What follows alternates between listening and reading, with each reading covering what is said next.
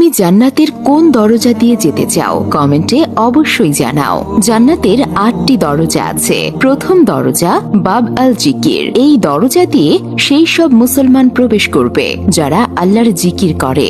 দ্বিতীয় দরজা বাব আল ইমান। এই দরজা দিয়ে সেই সব মুসলমান প্রবেশ করবে যাদের আল্লাহর উপর প্রকৃত ইমান আছে। তৃতীয় দরজা বাব আল কাজিমিন। এই দরজা দিয়ে সেই সব মুসলমান প্রবেশ করবে যারা রাগকে নিয়ন্ত্রণ করতে পারে এবং অন্যদের ক্ষমা করে। চতুর্থ দরজা আল হজ। এই দরজা দিয়ে সেই সব মুসলমান প্রবেশ করবে যারা আল্লাহর সন্তুষ্টির জন্য হজ করেছে। পঞ্চম দরজা আল রায়ান। এই দরজা দিয়ে সেই সব মুসলমান প্রবেশ করবে যারা আল্লাহর জন্য রোজা রাখে।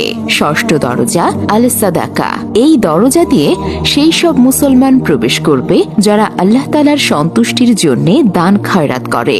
সপ্তম দরজা আল জিহাদ। এই দরজা দিয়ে সেই সব মুসলমান প্রবেশ করবে যারা আল্লাহর রাস্তায় জিহাদ করে। অষ্টম দরজা আল সালাত। এই দরজা দিয়ে সেই সব মুসলমান প্রবেশ করবে যারা নামাজের ব্যাপারে নিয়মিত ছিল।